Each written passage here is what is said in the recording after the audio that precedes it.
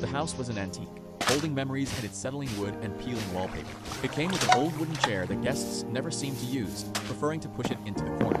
But every time the room was left empty for even a moment, that chair would inch silently back to the center of the room.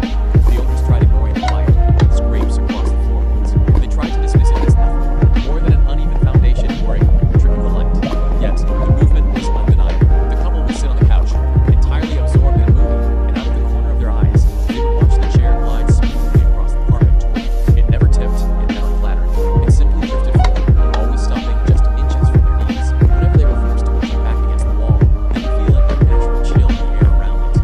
Then, one evening, they were startled by a sound, violent banging on the front door.